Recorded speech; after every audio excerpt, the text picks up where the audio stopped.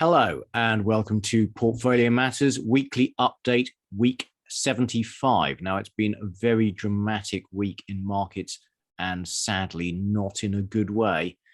But before we get into it, Richard will read the disclaimer. Thank you, Keith. Everything discussed during the Portfolio Matters podcast is for informational purposes only and should not be considered as investment advice. Listeners should be aware that we will be discussing securities that we own or have a financial interest in. Please do your own research or consult a professional investment advisor before making any decisions regarding topics mentioned on the show. A full disclaimer can be found at the end. Keith, lots to discuss this week. Okay, first of all, the news. Well, the Fed raised rates by 75 basis points. Now, after we recorded the weekly last Friday, US inflation came in hot. And that led to a market sell-off, a reaction from the Fed, who raised rates. They were previously anticipating raising their rates by 50 basis points at the June meeting. They actually raised it by 75. And equity markets, in fact, pretty much every market has had a poor week this week, and we will show you all the data.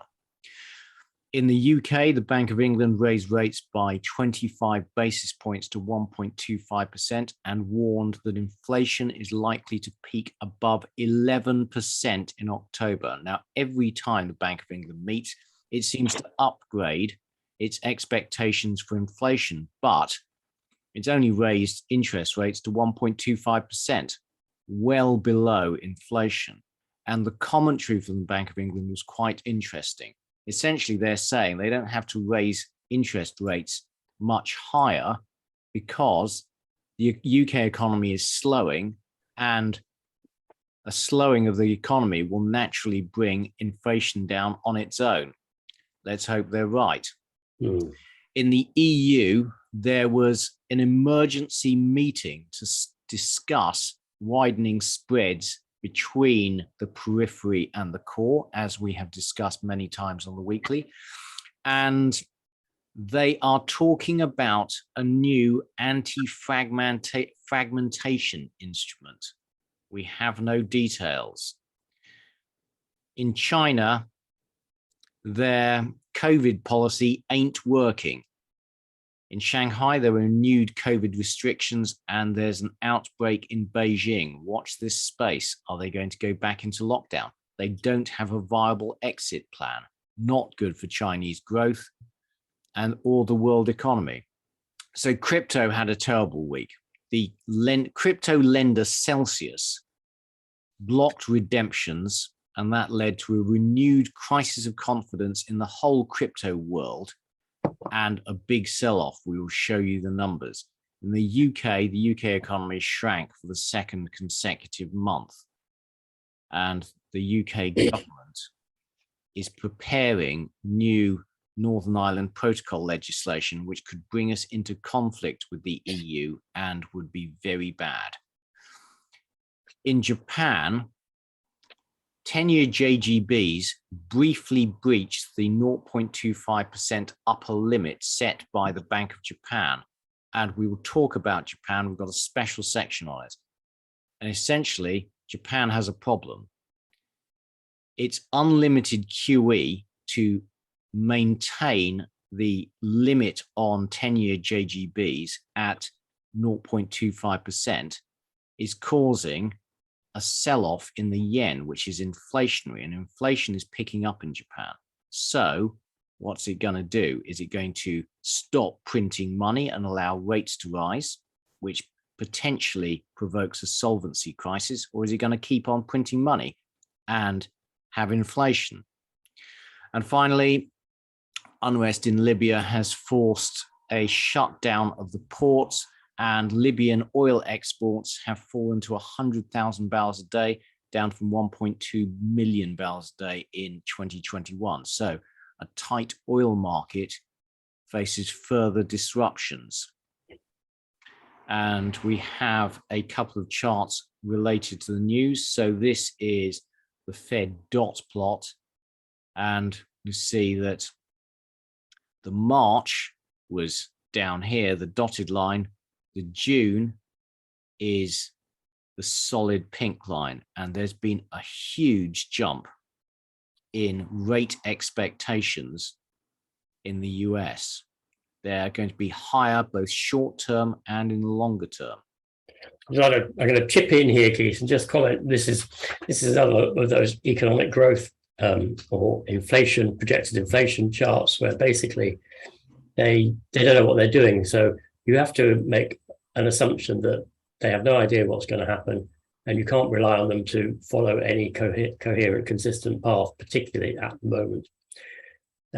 For months, the dot plots are showing very, very little increase in interest rates at all. Suddenly we have a 0.75% increase. It's they simply don't know. And what strikes me as bemuses me actually is the market reliance on this sort of spurious data that comes out, and the market does react to it, but you just say, why don't they take any notice of it? Yeah, no, the Fed are just reacting to data. Yeah.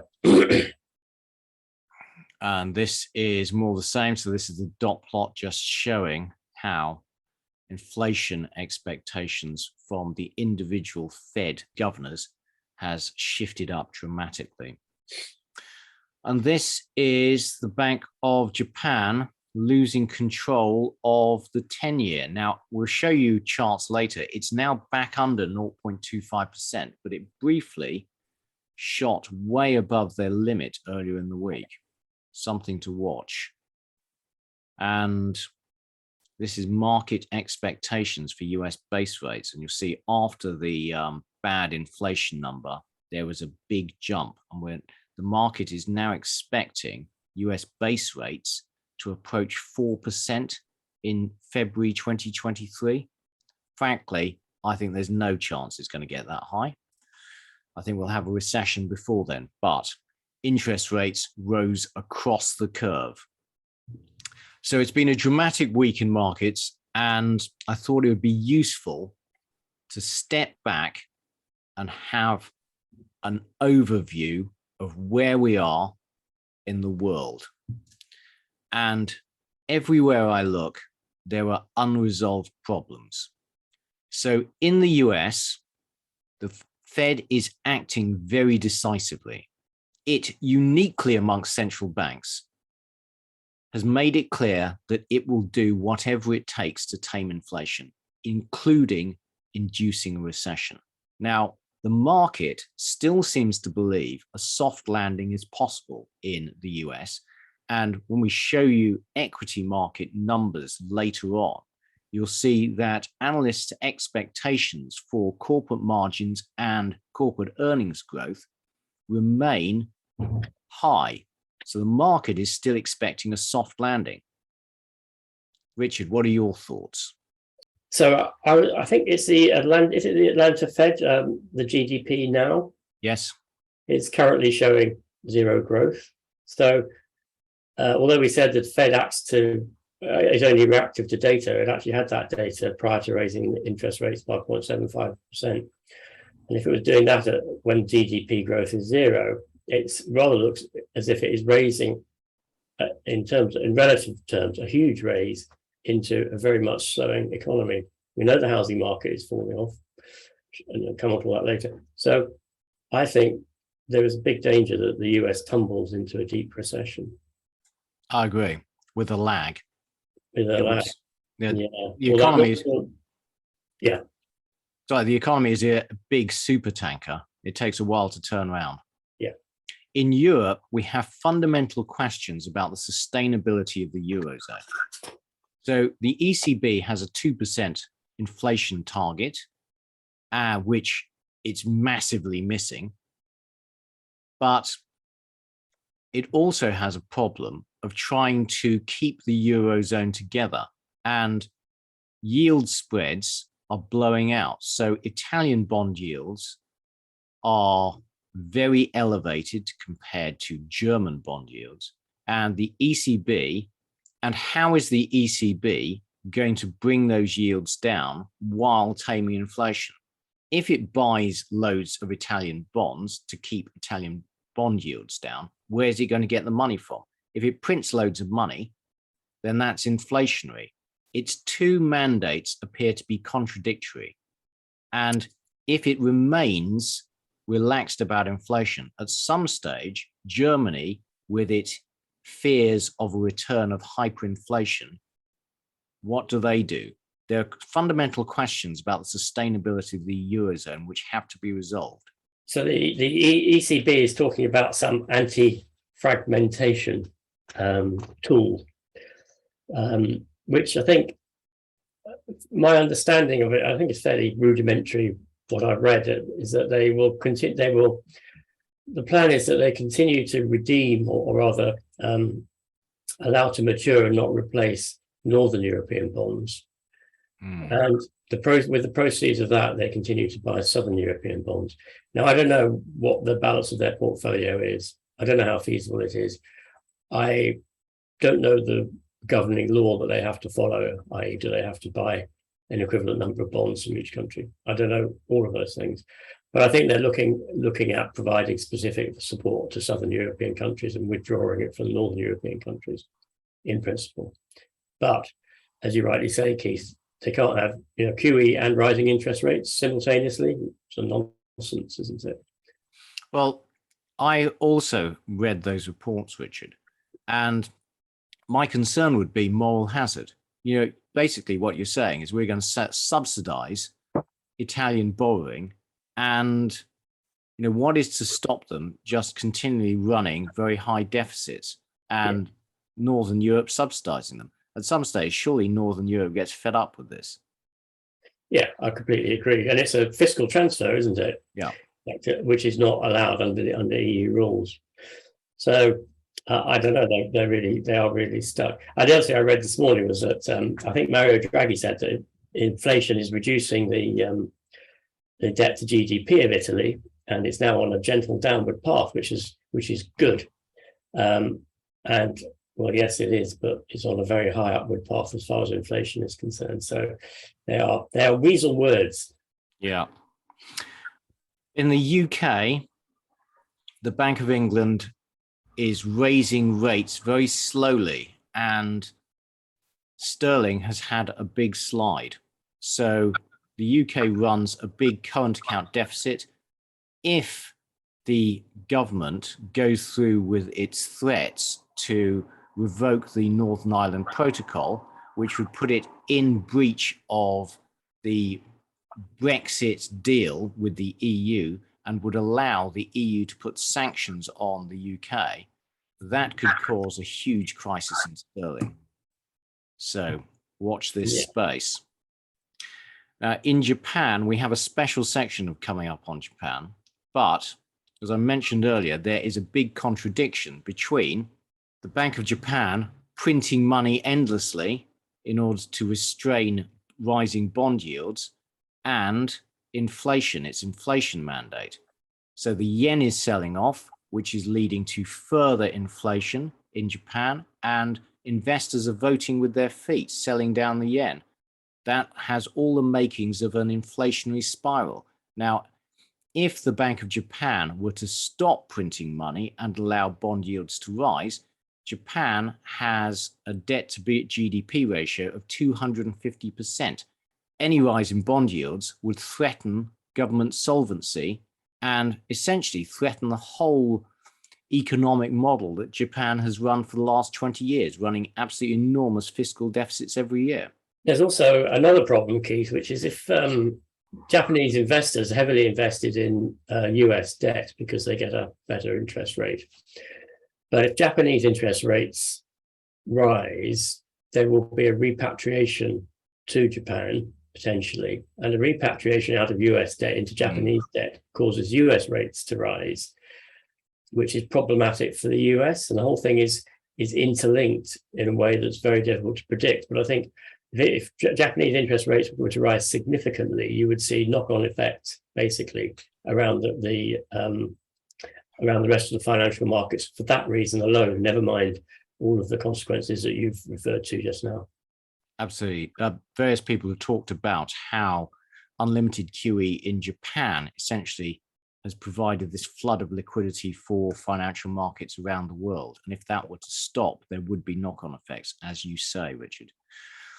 In China, well, China has this lockdown policy, which it doesn't seem to have a viable exit from. And the property market is slowing. Can China continue to rely on the construction sector as a main driver of growth, given very elevated house prices? No. Yeah. So if China slows down, big consequences for commodity markets and actually for political stability in China. I read, just chipping in there, Keith, I read this morning that the Chinese COVID app basically turns red and you have to go and isolate for two weeks. And I think if you don't, you get locked away. I don't know, something unpleasant happens to you, I'm sure. And in one particular province, people haven't been able to withdraw funds from the bank because as soon as they approach the bank, their COVID app turns red. And they haven't been able to withdraw funds from the bank for 2 months because of the COVID app. Wow. Extraordinary.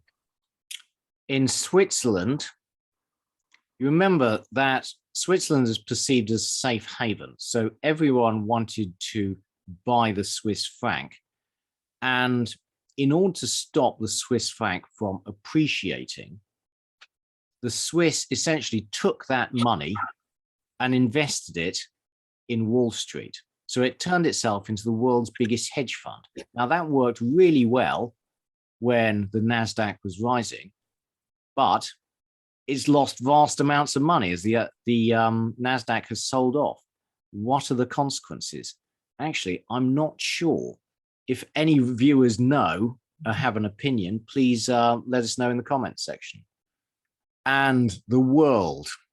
How is the world going to cope with the coming food crisis and the energy crisis, and above all, actually, the funding crisis as US rates rise and the US dollar rises? Normally, when interest rates rise this quickly, and look at the charts, the rate rises are very fast by historic standards. Something breaks. We've shown you charts in previous weeks showing every time we get a rise in interest rates, it provokes a financial crisis somewhere as someone is revealed to have been hugely over leveraged. What's that going to be? We just don't know. But I think there was a high chance that there will be a financial crisis in the coming months. So all of that, essentially, there are loads of unresolved economic questions, macroeconomic questions. And I don't think we see a bottom in financial markets until we get resolutions to a few of these at least. So be cautious, I think, is my message. Richard? Yeah, I completely agree, Keith. Be cautious. Also, I have a strategy that fits in with your reading of the impossibility of predicting what's going to happen. And my strategy is investment in precious metals. Keith's strategy is to be in cash. Yeah. But there are conscious strategies to make, and we will see which one, how effective they are. But I think you have to have a strategy that says, I'm not going to be trying to predict where these markets are going. I just know it's a mess and that I will be okay in this mess. Yeah. And actually, on Richard's point about gold, we have a special section coming up. And I completely agree with Richard. If you are going to hold cash for any period of time, you don't want to hold it in fiat currency. You want to hold it in gold. And we've got charts coming up which will reiterate that point. But I'm holding cash tactically, I'm not expecting to hold it for years. Yeah. Okay, moving on to this week's economic data. So we had UK GDP growth numbers for April, and they were very poor, I'm afraid. So the market was expecting zero growth, and it came in at minus 0.3, second month in a row of economic contraction, and actually a deterioration on March. Not good. UK weekly average earnings also missed expectations, which is good news. So the market was expecting annual earnings growth of 7.5%. It slowed to 6.8%. And that means inflation should be coming down. In the US, well, obviously the big news was the big beat in the inflation rate. So the market was expecting an unchanged number from April, but actually the May number came in at 8.6%. We've got a lot of charts showing that inflation in the US is broadening and persistent. And all of that obviously led to the Fed raising rates by 75 basis points this week. The other news this week was that the US Michigan Consumer Sentiment Index hit an all-time low. Massive miss. So in May, the number was 58.4. The market was expecting a slight rise to 59. Instead, it plummeted to 50.2. Not good. Very low numbers in the Consumer Sentiment Index are generally associated with recessions. And finally, US housing starts missed expectations. And we've talked previously about the housing cycle anticipates the business cycle. And there was a big drop in new housing starts. Some charts, Richard. China loan growth year on year is just dropping, isn't it? And I expect that will continue to drop. Personally, I think China is in a very difficult place. The Chinese inflation rate, don't believe it, frankly. Fair enough. China industrial production, I believe April's to an extent, but May's, no, don't really believe that. That's possibly more in line with the truth. China retail sales. Yeah, not good. Slightly better than last month, but not good. Yeah. UK GDP growth. Yeah, I mean, it's a mess. It's a mess. I'm apolitical here. I'm simply commenting on the character of the man. We have a prime minister who is incapable and incompetent and can't sort out the mess that we're in. And yeah, that makes me very, very depressed. We do not have senior political leaders who are able to address these issues, in my view. Yeah, I agree. I would say I'm a natural conservative voter. Yeah. And I despair of this government. Yeah. UK unemployment rate has been, read recently, a lot of the UK unemployment rate appears to be, declining UK unemployment rate appears to be due to excess people retiring early as a consequence of COVID. I would fully expect the UK unemployment rate to start climbing with the slowdown in consumer spending that we have as a consequence of inflation. Well, you have gone back to work, Richard. Well done.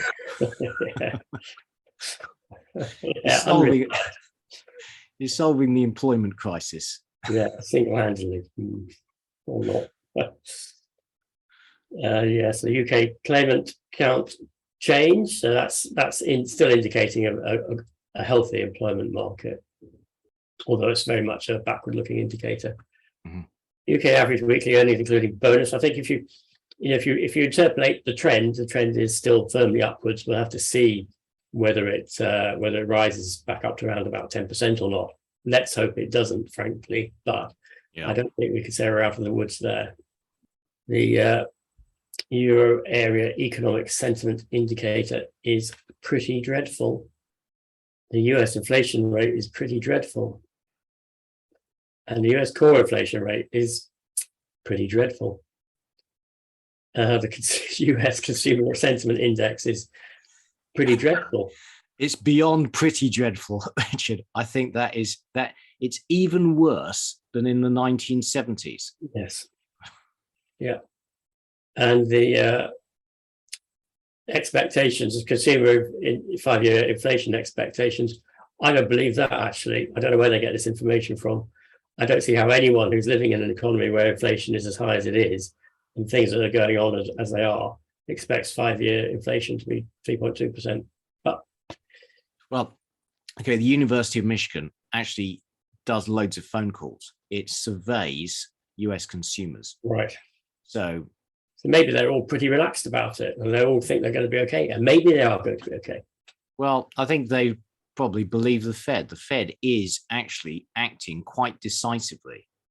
Yes. to get inflation down. But what this chart's showing is that, despite its actions, rising inflation is feeding through to rising inflation Of course, expectations. it is in effect the other side of the consumer sentiment index, isn't it?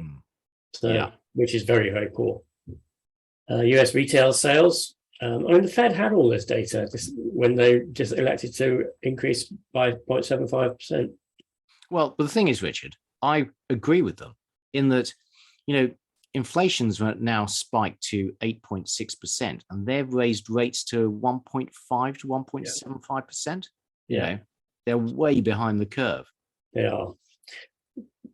But I think we will see, I think you and I agree on this, I think we will see a huge amount of economic tightening has occurred through the oil price rise and raw material prices, commodity prices. US housing starting to build a trend now, I would say, and for the US economy, an unhealthy trend.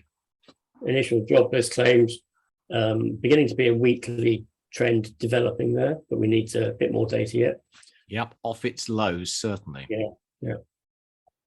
And continuing jobless claims it's definitely plateaued at that low level. The question is it going to start picking up? 30-year mortgage rate pretty much reflected the base rate hike. Yeah. Again, this is going to be super bad for the US housing sector. Yeah. And the US Fed funds rate still, as Keith says, below 2%.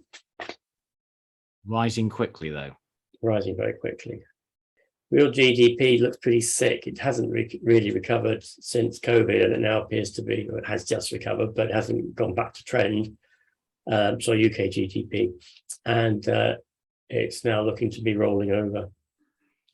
So, as we've discussed, the Chinese economy showing some signs of recovery with industrial activity, but they're still in a very difficult place vis-a-vis their COVID strategy. The UK economy is doing badly, and Bank of England didn't raise interest rates by 0.25%, and they are of the view the economy is already slowing down rapidly, and they don't want to make that worse. And US inflation has taken everybody in the US Federal Reserve by surprise. Okay, thank you, Richard. On to one chart. And I thought this was a corker. This is from Lynn Alden. And the blue line is the total amount of debt in the US economy. And the red line is GDP. And her commentary was the red line pays for all the rent interest on the blue line. Yeah. So the whole of the US economy is highly geared and highly sensitive to interest rates. And is this sustainable? Well, I think if you look at that, let's go back. Let's say that 1985 was stable and sustainable. And there the debt loading was twice the GDP. So the debt loading now is 4 times GDP. So either GDP has to double through inflation, or the debt loading has to halve through bankruptcies. Or interest rates have to just remain permanently low. Yes. The other thing I'd say about this, Richard, is to my mind, this massive increase in debt is a function of central bank inflation targeting. When interest rates were very volatile prior to inflation targeting, naturally people didn't want to take on too much debt because a spike in interest rates could cause them to go bankrupt. But after 1982 and the Volcker bringing inflation under control and targeting inflation explicitly, suddenly the volatility in interest rates was suppressed. So people started piling into debt. But also, inflation targeting was based on a spurious view of the world. Inflation rates weren't low because central banks had lowered interest rates. They were low because of outsourcing production to the Far East. Yeah, that's Now, also true. the central bankers have been wandering around patting each other on the back saying, "Oh, we're wonderful chaps," taking all the credit for something which has absolutely nothing to do with them. And all they've done is built up, as you say, Keith, by reducing interest rates, they've built up this massive economic instability. I mean, Yeah. the central banks are pointless. They're worse than pointless. And they should be a banking regulator and no more. Well, the thing I'd say about the inflation targeting regime is that the world has gone through lots of different financial regulation regimes, and they all have flaws. And we tend to go through them when those flaws are revealed. And I wonder whether the flaw in inflation targeting isn't a huge and unsustainable build-up in debt. Yeah. We've seen this enormous build-up in debt over the last 40 years. And now the world is very sensitive to increases in interest rates, which is what we're seeing right now. And that is going to suck demand out of the economy. And because of the very high debt levels, the economy is very fragile financially. So I am expecting the rise in rates to cause some financial crises. We just have to wait and see what they are. Okay, and on to inflation watch. So the only new numbers we had this week were from the US, as you've just seen. So CPI rose to 8.6% unexpectedly, but core CPI fell slightly to 6%. And we had interest rate rises in the UK and in the US. Now some charts. Well, this is a really interesting chart from Maudlin Economics, and it shows the Congressional Budget Office projection for the US fiscal deficit. And essentially, they have passed all this legislation on Social Security, etc., which will see growing fiscal spending, that's the blue chunk at the bottom, over the coming decades. And the projection is for a systematically rising fiscal deficit. So that means lots of bond issuance and is bad for interest rates. So at some stage, that is unsustainable. Also, in the US, this is the amount of money in US commercial banks. And you'll see that all the money printing during the pandemic has resulted in money supply, which is a third higher than it was pre-pandemic. Now, naively, on a quantity theory of money projection, you would expect prices to settle a third higher than they were. And the other thing I'd say there, Keith, is, well, it's like, of course it has, because the only way, if you print money, money is effectively printed by issuing debt. The only way of unprinting it is to redeem the debt. And the debt isn't being redeemed. So until the debt is redeemed, then that amount of money has to remain in the economy. Now, the Cleveland Fed published this trimmed CPI. So they're looking at the core CPI components, and that their data is showing a widening inflation. So excluding the outliers, you're seeing strong growth in inflation. It's broadening and strengthening. And the Atlanta Fed looks at sticky prices versus flexible prices. And the sticky prices are no longer sticky. They're rising quickly. So all of that paints a picture of inflation in the US, which is broadening and becoming persistent. And we've talked previously about the shelter components of CPI and how it essentially is calculated using a survey rather than from market data and tends to react with a lag. And it's now at its highest in 30 years and is likely to remain elevated for some time causing CPI to remain elevated. And as a result of all this, consumers' inflation expectations are rising. There is, however, some sign of improvement in the US supply chain. So that hopefully would mean that goods inflation may start to come down. But M2 in the US continues to grow at a historically high rate, even despite the recent interest rate rises, as it does in the Eurozone. Now, if I was a German, I'd be really concerned about this. We've talked previously about how central banks and economists are rubbish at forecasting inflation. Well, so's the market.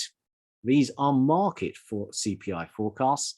And you'll see the market keeps on expecting inflation to come down, and it's been consistently wrong.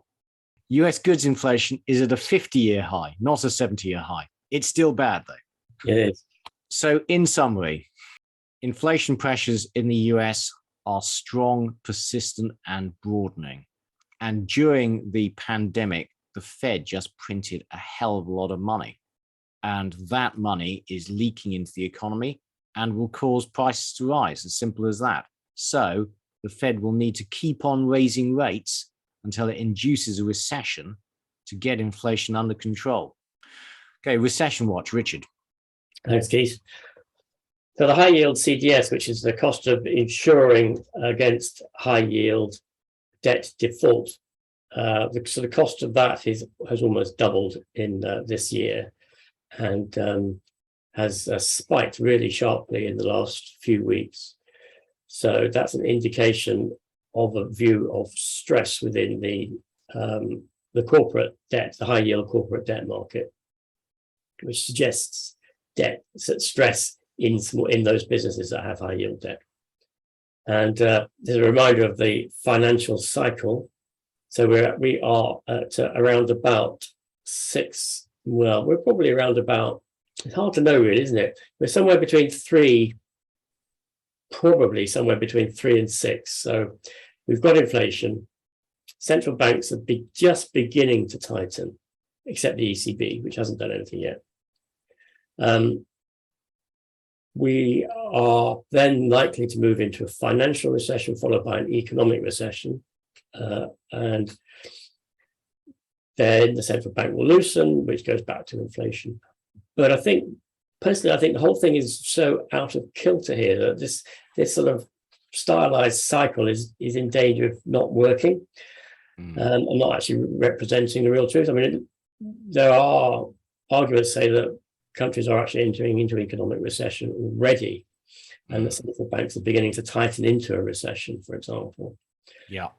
It's just a chart that shows the coincidence of record low consumer sentiment with recessions, and there is a huge coincidence, and it's almost an immediate indicator actually. So given a reproduction of that, you would expect us to be in recession, or rather you would expect identification of recession to be within the next month or two. US average weekly wages fell 4% in May, and of course that's the real earnings, despite because they have such a high rate of inflation, which is a tightening of consumer demand and forces the economy into a recession. And the mortgage-backed security index is indicating that these securities are losing value quite rapidly, down about 10% in this financial year, and that's because interest rates are rising. The article that this came from, so this is thank you to our American viewer, Herman, for sending me this. And the commentary was that the broker who wrote this article said that when the inflation numbers came out last Friday, mortgage-backed securities in the US went no bid. And he said it was one of the 5 worst days in his career. Really? And what that means is the banks are not able to pass on their mortgage-backed securities to other buyers, which means they're going to become increasingly reluctant to lend, with implications for the housing market. So, as we referred to earlier, Atlanta Fed GDP now is forecasting 0 GDP growth for quarter 2.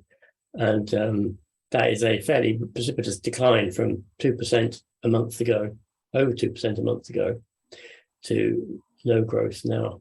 And it doesn't bode well for the US economy.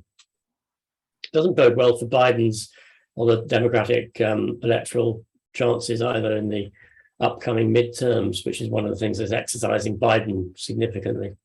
And he's desperate to control inflation, isn't he? Because that's really bad for his electoral chances, which I think is why he has been twisting the arm of the Federal Reserve, one suspects. So financial conditions are tightening. We're going to get a slowdown in the housing market, slowdown in the economy, and we have very poor consumer confidence. So it's all looking at the moment pretty bleak for the US economy. And where the US economy goes, so goes the world. So a little bit about crypto now. So Bitcoin's latest tumble appeared to have been triggered by the Celsius networks blocking redemptions. So Celsius networks, you deposit Bitcoin with it, and then it would lend that Bitcoin out and provide interest rates on the deposit up to 20%. And so that's called, but it would lend long term, but the deposits were repayable on demand. So it's a classic sort of banking model of taking short-term deposits and lending long-term, and maturity transformation. And when all the short-term depositors asked for their money back, Celsius networks, or their Bitcoin back, Celsius networks could not get their Bitcoin back from people they had lent it to long-term. So they had to stop redemptions and halt withdrawals. And that meant basically that sent a shockwave throughout the crypto sector, not surprisingly. And something that I don't understand here, right, is that people know my views on crypto generally, if they've been watching Portfolio Matters for a while. But I do not understand where these deposit rates come from if they don't come out of a Ponzi scheme. Because why is someone paying 20% to borrow Bitcoin? That is my question. I don't no idea, Richard. Yeah, I don't. Yeah, answers please on the Discord channel. So this is the chart of Bitcoin, and it's declined to around about $20,000 now. So it's around about 2/3 down from where it was at its high point last year.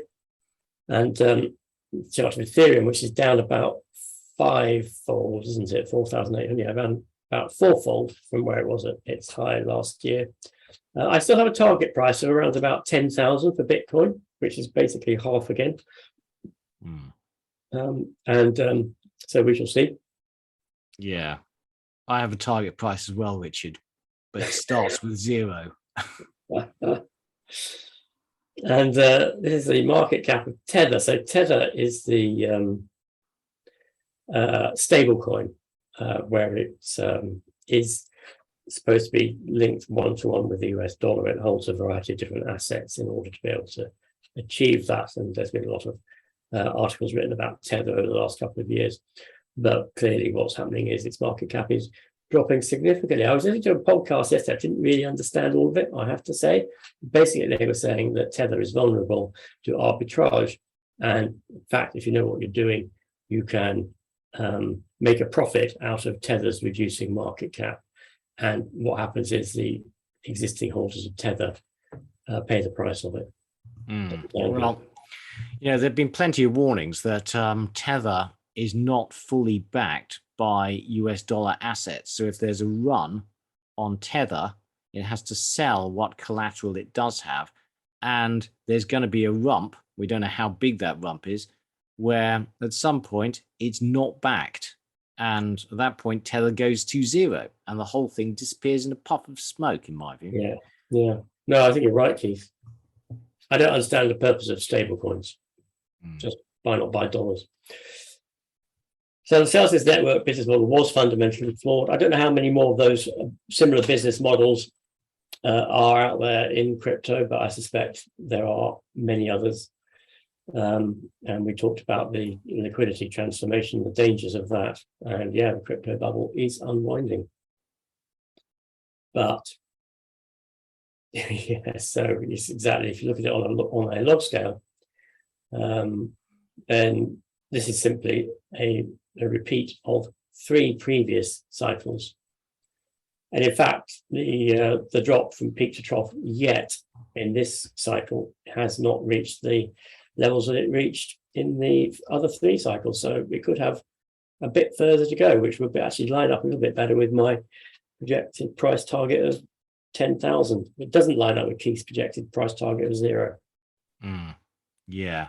Well, you see, Richard, there's actually, using my advanced technical analysis skills, you see, there is a perfect semicircle forming where it goes up and then comes all the way back down again, back to 0. Yeah, that's You heard it here first. Yeah. Okay, thank you, Richard. On to gold. Now, this is the gold price in US dollars since Nixon took the US dollar off the gold standard in 1972. And you'll see that it's grown absolutely enormously from $32 to about $18.50 now. Massive increase in the gold price, although obviously the price was suppressed in the early 70s. So you might say that actually it didn't reach proper pricing versus the dollar until later in the decade. But still, gold has appreciated enormously in US dollar terms. Now, what about the reciprocal? So think of US dollars priced in gold. Total collapse. Gold, US dollars have become cheaper and cheaper and cheaper, essentially. Yeah. On a log scale, is pretty much a straight line. So this section was prompted by a YouTube video I watched, and essentially making the point that US dollars and fiat currency is convenient as a means of exchange, but fails as a store of value, as a unit of account, whereas gold is inconvenient as a means of exchange, but superior as a unit of account. So if you're going to hold your savings for any period of time, you want to hold it in gold rather than in US dollars. Now, Discord member Dr. McCullough sent me this, and what it shows is how the future return of US dollars in terms of gold is a function of how much gold there is compared to the stock of US debt. But actually, I've looked at this chart and I just don't think it's unnecessary, because all you need to know is this. Gold, the US dollar just continues to decline in a straight line compared to gold. You don't want to hold US dollars for any period of time. Gold holds its value. US dollars don't. Same for every other fiat currency, particularly sterling, frankly. So in summary, hold your savings in gold if you're going to hold them for any period of time. I was also last week, you had that chart of gold versus oil, or was it 2 weeks ago, of gold versus oil, or oil rather priced in gold. And the price of oil in gold is relatively stable. I'd also say that I've opened a child SIP account for my daughter, who shows absolutely no interest in investing. And I've told her, if you're not going to do anything with it, stick it all in gold. Okay, on to Japan. So the Bank of Japan has been buying huge volumes of JGBs in order to keep the 10-year yield curve below 25 basis points. So this is their monthly JGB purchases. And you see they've actually been rising despite rising inflation. And earlier this week, they briefly failed. So the 10-year JGB yield rose above 0.3%. And there was lots of commentary at the time about Bank of Japan losing control. But, well, this is today.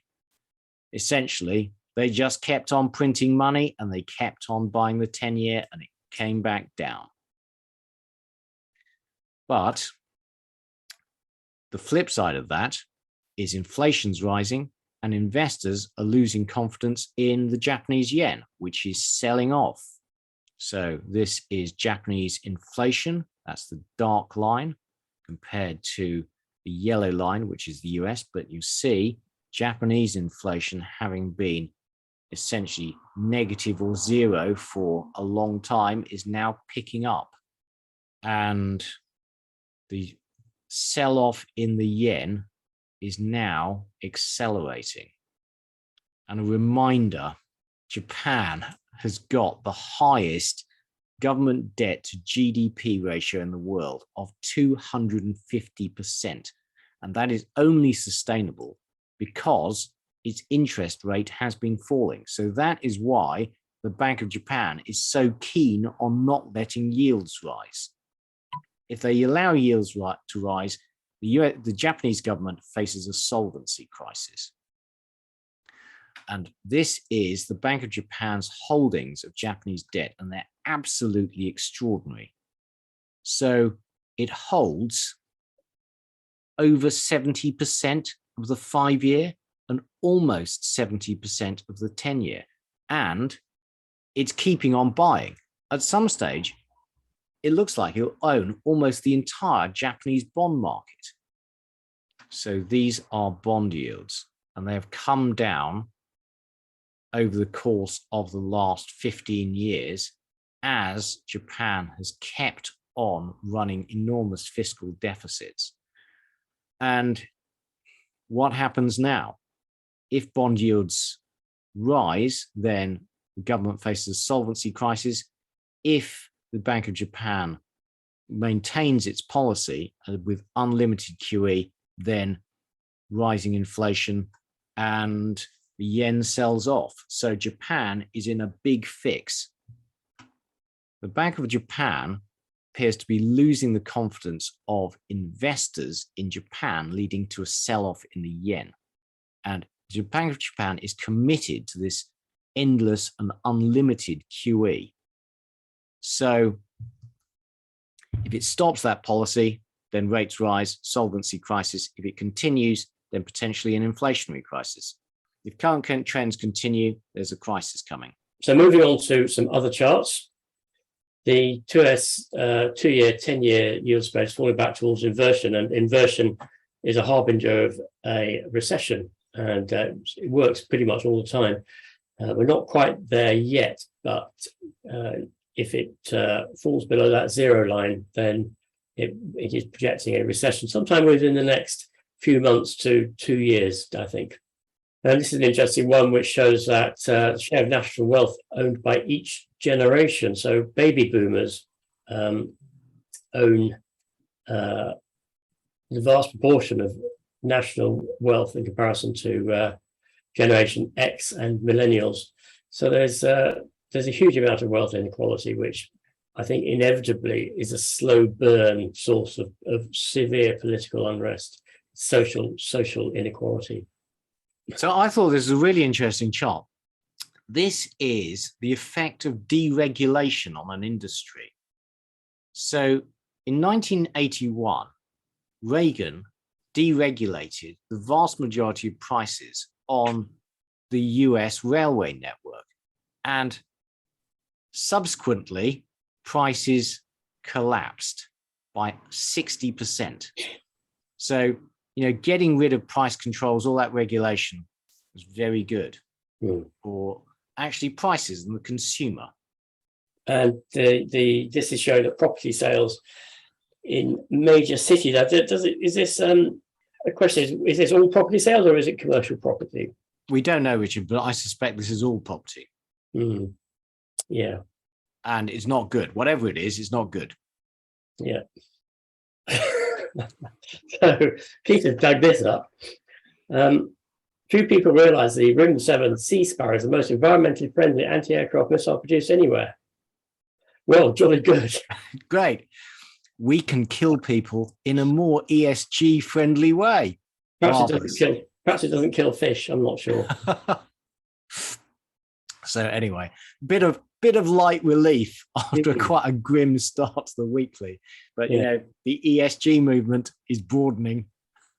It's all greenwashing, isn't it? Well, yes, it is. So shall we do the weekly checklist for equity markets? All equity markets had a pretty torrid week. I won't run through them all, but they're clearly bad.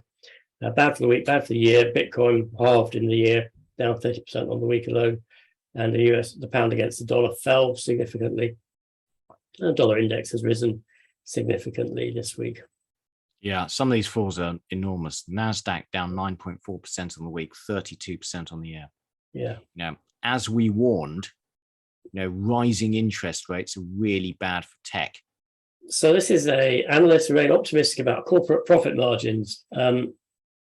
And as we've been discussing, we believe that the US is going into recession, which suggests if we're right and the analysts are wrong, then the analysts are going to be severely disappointed.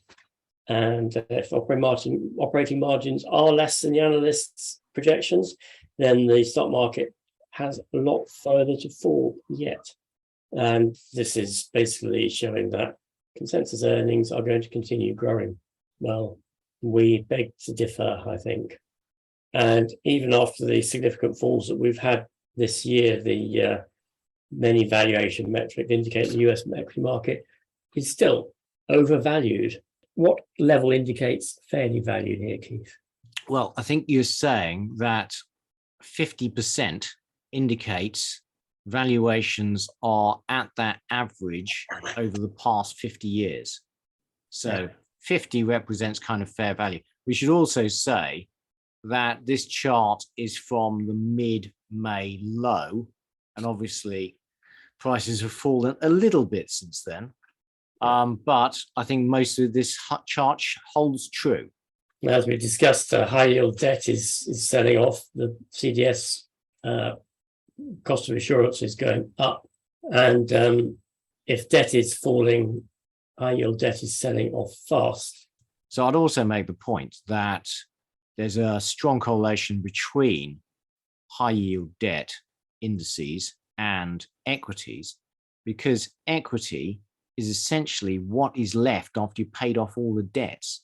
And for companies with a lot of debt, and particularly ones which frankly are marginal borrowers, and i.e. part of the high yield debt index, then if the high yield debt is worth less, then the equity is worth a lot less. Well, yes, although you can look at that a different way around from an accounting perspective. You could say if they actually buy their debt back in the market, they can buy it back at a profit. That's true, Richard, but that requires cash. Yeah, that's right. That would increase their equity valuation. And as you say, Keith, they would need cash to be able to do that. And they probably haven't got cash if they have high yield debt.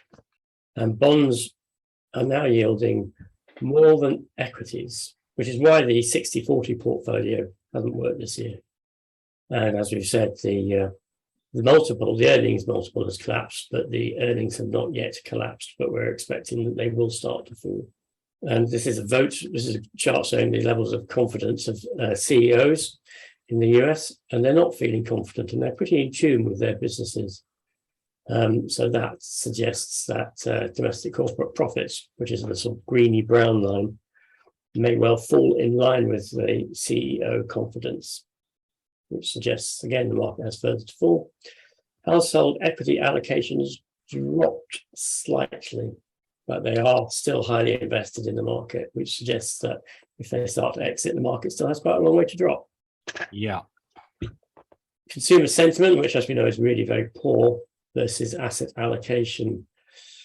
So investors remain very long despite consumer sentiment being very poor. And historically, these charts have a degree of correlation, so they are currently uncorrelated.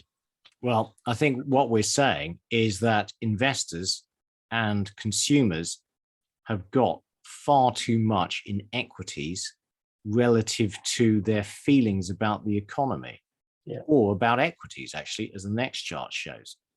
So if they start to cut their positions, then, as you say, equities have a long way to go. And Goldman Sachs are saying that global equity flows have been positive in 2022 so far. Not as positive as 2021, but certainly not negative. That data is up to May, so we're interested to see what the June data shows us.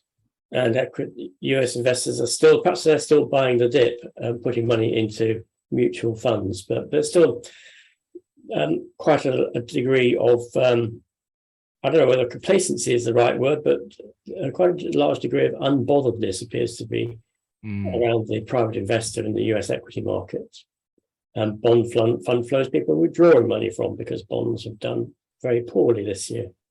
If the US equities drop down towards their global peers, then they also have a long way to go on that metric. Yeah, so completely, there's no rush to try and buy the dip on this. I think giving it a good few months to settle down and see exactly what's going on with the economy is the wise thing to do right now. I really like this. This is essentially the kind of psychological path that investors tend to follow during a market cycle. And so pause, take a look. And where I think we are is in denial. So you see the US investors continue to buy this market despite, frankly, ample evidence that the market, that the economy is slowing and that corporate earnings growth will follow it down. But I think at some stage, denial turns to panic and then market goes a lot further down. But this is a good overview of a general market cycle and is worth keeping at the back of your mind. Okay, thank you, Richard. On to commodities and energy commodities. So actually, oil prices came down this week. Brent was down 2.3%, WTI down 3%. Bucking the trend was Dutch natural gas futures. So what happened this week was we had an explosion at a US natural gas export terminal. So one of the liquefaction plants blew up and will be offline for at least 3 months. And so that reduces demand for US natural gas, which fell on the week down 14%, best part of. But it restricts that natural gas exports to the EU, which also suffered from reduced Russian gas flows. Now, the Russians are saying they've had some technical problems, but are probably playing games. Coal was flat, uranium fell along with pretty much most commodities, down 6% on the week. Now, turning to some data relevant to the oil market, well, total US inventories fell by 2.7 million barrels last week, but private sector inventories rose by 4.9. So withdrawals from the SPR were enough to satisfy private sector demand. But overall, the US remains undersupplied currently. US crude oil production ticked up by 100,000 barrels a day to 12 million, but is only up 200,000 barrels on the year. So US shale continues to fail to react to the price signal. The world's swing producer is not providing much extra. The Baker Hughes rig count ticked up 6. So this is crude. Energy stocks actually are getting cheaper and cheaper because their earnings are up 64% on the year, but equity return is only up 26%. So on a PE ratio, they're dirt cheap. If you believe that oil prices at these levels are sustainable, then energy stocks are a total bargain. OPEC plus production managed to squeeze out a slight rise in May, but they are massively missing their targets. They should be producing 2.8 million barrels more than they did in May. And this is the performance of the energy sector compared to the rest of the market. It is the only sector that's up. Now, thank you to our Discord member, O Temple, for sending me this. I thought this was a fantastic chart. So this is the performance of AIM and AIM oil and gas companies. And you see that AIM is a bit of a disaster, essentially. All these small speculative oil companies have massively underperformed the oil price and actually are down. They're going nowhere. So if you want to invest in oil and oil companies, the data show that you should be investing in established companies with real production rather than speculative companies that are hoping to drill a well somewhere in, let's say, Mongolia, he says, moving swiftly on. This is IPOs of oil exploration and production companies. And you see, as oil has fallen out of fashion, so the number of new listings has totally collapsed. And this essentially bodes well for the next cycle. We've just not been investing in oil or new oil companies. Now, the IEA are forecasting that next year, the world will struggle to supply increased demand. But are their forecasts for demand realistic if the world goes into recession? But either way, this is very bullish for the next cycle when demand picks up again. Okay, these are Dutch natural gas futures, which exploded this week. I have included the commentary from Trading Economics. If you are interested, please pause and take a look. So this is Russia. Their gas supplies to Europe via Nord Stream took a dive. They're saying technical problems. Do we believe them? In the US, gas demand is at an all-time high for this time of year. Bodes well for the future. I did a special on the outlook for US natural gas last week. If you haven't seen it, take a look. But I think structurally, US natural gas prices are going to be higher next cycle. Those high gas prices are despite a drop in exports. And new this week, I've included the chart and the data for US natural gas. And this is a chart of natural gas prices the last few years in the US. Coal, its bull market remains intact. Uranium has settled down. Richard. Thanks, Keith. So just looking at the industrial commodities, aluminium had a nightmare of a week, down 8.6%. Copper down 6%. Iron ore down 10.5%. Nickel and tin both down 12.5%. Zinc down 4%. So the big movers here are, these are all industrially sensitive commodities, and it's all to do with the increase in interest rates and the fears of a potential economic slowdown, reducing demand for many of these commodities. Interesting that lithium was just slightly up, and neodymium also slightly up. They're also implicated in the green energy and moving away from the fossil fuel economy. But pretty much a bad week for industrial commodities on the back of serious concerns about a world slowdown. There's aluminium, come all the way back down to where it took off from. Cobalt, copper, chromium, iron ore, lithium, neodymium. I'd say actually the new battery metals are holding up quite well. Yeah, I'd also say that as far as I'm aware, the supply demand issue we have and the supply deficit we have with copper, projected supply deficit, hasn't gone away. And I don't think the world is going to slow down its move to electrification. And therefore, I think the copper price is clearly it's affected by a reduction in property and building. But in terms of that, the ESG source of demand, that is still, the environmental source of demand, that is still very strong, I would think. And nickel and tin, ferrovanadium, zinc. So moving on to precious metals, a quiet week for gold and silver, despite the big spike in or the unexpected size of the US inflation rate. And gold and silver have yet really to respond to inflation, which has taken a lot of people, including myself, somewhat by surprise.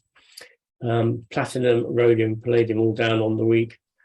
Again, I would imagine this is due to people considering that industrial demand is going to fall away if the world goes into a recession. So we have gold, and so the gold futures curve. That is a statement of what the futures market is saying. I don't think it's necessarily, it implies an enormously accurate crystal ball on the part of the futures market. No, that's true. But I mean, the futures market is assuming that the gold will continue to appreciate and at about 3% per annum. So, which is low, significantly lower than the current rate of inflation. Yeah, true.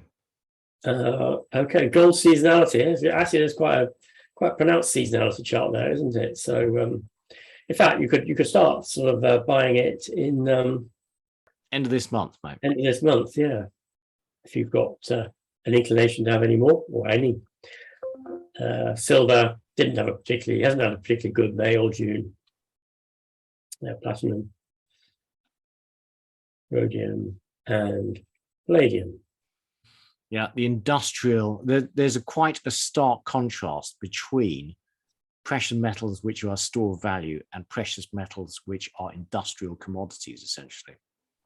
Okay, thank you, Richard. On to rates. So the inflation print in the US caused a big rise in yields across the curve in the UK, and these are not small moves. So the UK 2-year moved up by 20 basis points and is now above 2%.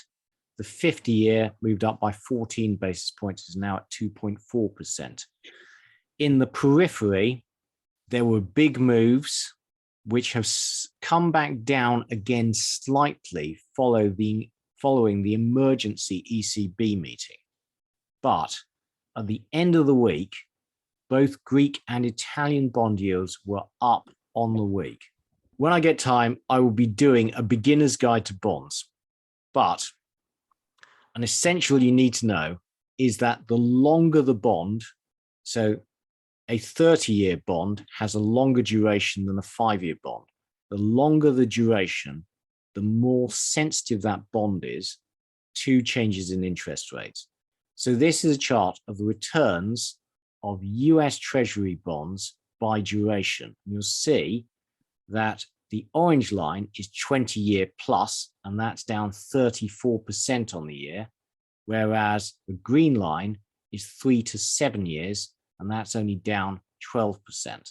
So as interest rates have risen, long duration bonds get hit much harder than short duration bonds. If you want to take risk in the bond market, take duration risk. And if you are cautious, you want to have short duration bonds. This is 10-year yields over the course of this month. And essentially, when the inflation number came out, they leapt. And despite the Fed rate rises, they remain well above where they were last week. And this is good for a laugh. This is the Austrian 2117, i.e. 100-year 2.1% bond, which, 18 months ago peaked at 230 euros. It's now below 80. That's a fall of 65%. To me, this is the peak of bond market insanity. Yeah.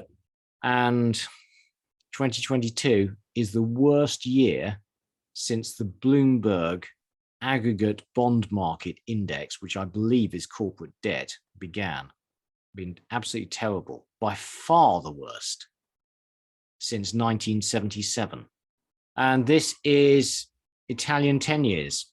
And so they spiked above 4%. They've come back down slightly, but reminder, at these levels, Italian debt is unsustainable. So whatever the ECB's got to do, it's got to do it fast, and it's got to have a big effect. These yields need to come back down towards 2%, I'd say, for Italian debt to be sustainable. This is Greece. Now, reminder, most Greek debt is held by institutions, so it's not really exposed to the market. This is the UK 10-year, not good, a steadily rising trend. So this is my position, which in the 2071 gilt, and I am aiming to buy the 2071 gilt in size when I think it's bottom. Now, clearly, I've been way too early. I bought it at 91, and I've had various alarms set for first 80 and now 75, both of which have been hit, but I haven't bought more because I think this could go a lot lower. Now, what about index-linked gilts? Surely they should protect you from a rise in inflation. Well, actually, they don't. So this is the price of the UK 2068 index-linked gilt. And its price has more than halved in the last 6 months. And this is something you really need to understand about index-linked gilts. They only protect you once interest rates have peaked. Rising interest rates are really bad for index-linked gilts. So be aware. And the yield is still minus 0.9%. So even if you buy them now, you are locking in losses, guaranteed losses of minus 0.9% real for the next 45 years. This is US 10-year. And the seasonality chart returns because we're now entering a volatile period before October. Be afraid, be very afraid. So concluding comments. Been a terrible week for risk assets, frankly. The bear market bounce is over. Rising interest rates are bad for all financial assets, full stop. And as long as interest rates are rising, expect more turbulence. And as we said at the beginning, to my mind, the world economy faces lots of unanswered questions. And I don't think financial assets find a bottom until we get some answers, frankly. And I think H2, that should be H2 2022. I think it's going to be bumpy. Your thoughts, Richard? Yeah, I think it's definitely going to be bumpy, Keith, isn't it? There's a lot of unknowns, a lot of things are moving very fast, and when things move fast in the financial world, they often get breakages, and you don't know what's broken for a while. So we wouldn't be the least bit surprised if we have some significant breakages with these rapid interest rate rises, of big changes, falls in stock markets, big movements in commodity prices. So I think, yeah, it's going to be a bumpy summer. And on that cheery note, what have you been up to this week, Richard? Thank you, Keith. Well, I have not been sitting in cash like you have, and I rather wish I had been. So I had a not particularly good week, as I'm not in cash like Keith, unlike Keith. I was down 3.1%. My change for the 3.4%. My change for the year is 5.7%, and my relative performance is up 12.8%.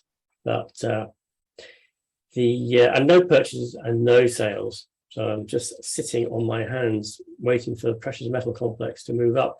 I just throwed a couple of charts in that I thought were quite interesting. This is Cameco. We know that uranium basically has been very volatile. That rapid rise been very volatile.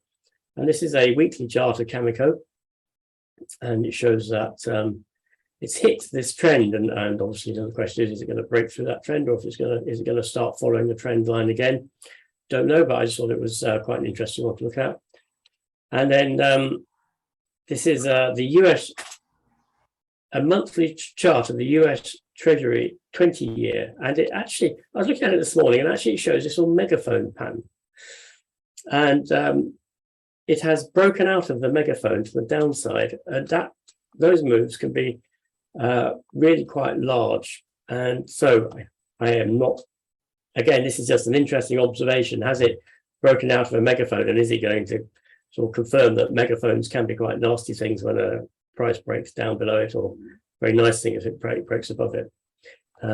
We shall see. But I just thought that was an interesting chart to have a look at. But I don't have anything particularly to report other than it's been a bit of a difficult week in the markets. So how about you, Keith?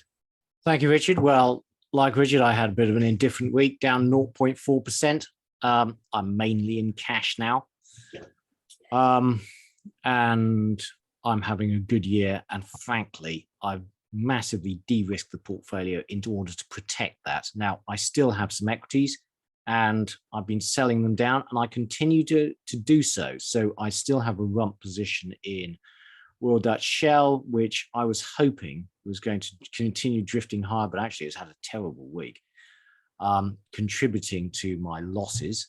Now, I only wanted to talk about one stock which I finished selling, and that was Contango Holdings, which is developing a coal mine in Zimbabwe. And I basically decided to cut everything, including development projects, which in the medium term, it could well come good. But I think the speculative projects which need funding is going to be hard.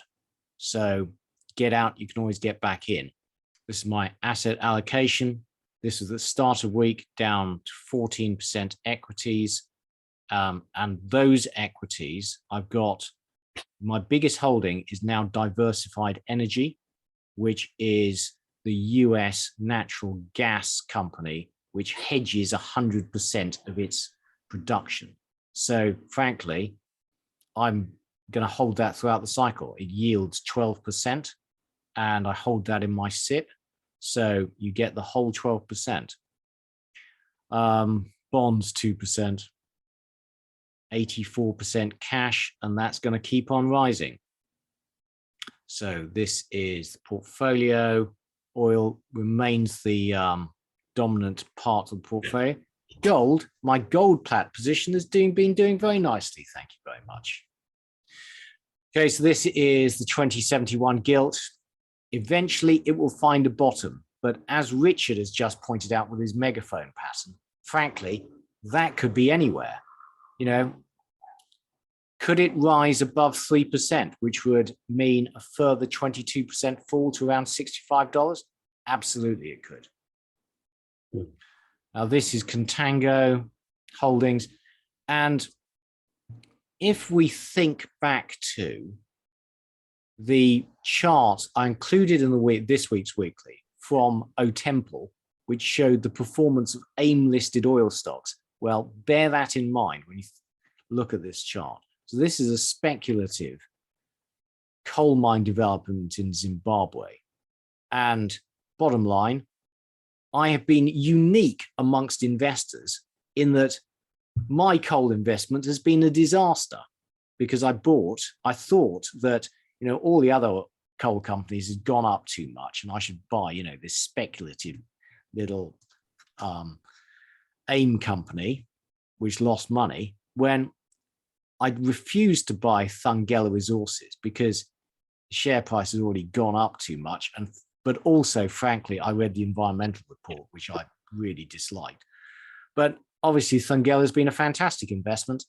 If I'd invested in, you know, a proper coal company with actual production, I would have done much better. And that is something I'll be bearing in mind next cycle. Now, other company news. So Alta Strategies, which we did a share talk on, has had a merger with Elemental Royalties. And I actually managed to lose money on it because I bought it here when we did the share talk, and I sold it earlier in this year when I decided to get out of all non-oil companies. And frankly, that was the right decision. Now, medium term, I still think it's a very interesting company, and we'll probably take a look at the merged company next cycle for share talk. But the big news on the week was, for share talk viewers, was Tecmar. Now, I got Tecmar very wrong. We looked at it because we thought that it would be in a growth business. So it mainly makes cable protection systems for offshore wind farms, and also has an oil sector segment. Well, I sold it earlier in the year because I thought, because it makes these plastic cable protection systems, that rising oil prices would be rising input costs and it would be squeezed. Well, the bottom line is, this week it put itself up for sale and the shares absolutely collapsed. They are now at about 13p. So they've fallen further since I did this chart. And this is a warning for all companies that need funding. So it was running out of cash and it didn't have enough cash to finance its turnaround plans. And having already raised money from shareholders, actually, it then said, rather than try and do that again, it would put itself up for sale, precipitating an enormous fall in the share price. So if you have companies which are loss-making and are going to need financing as the market turns down, be very wary. Those companies could turn into liabilities rather than assets, and the share price could fall a lot further. So be wary. And on that cheery note, the end of, frankly, a pretty worrying weekly. Financial markets are not doing well. Rising interest rates are bad for all financial assets. So be safe out there. Look, thank you for watching to the end. And in the meantime, please can you press like and subscribe to the channel. And it's goodbye from Richard Wheater. And it's goodbye from Keith Jordan. Goodbye. Goodbye. Full disclaimer. The material and information contained in this podcast is for information and entertainment purposes only and should not be relied upon for making a business, legal or any other decision. We may own or have a financial interest in any securities mentioned. Listeners should conduct their own research or consult a professional investment advisor before making any decisions regarding topics mentioned on the show.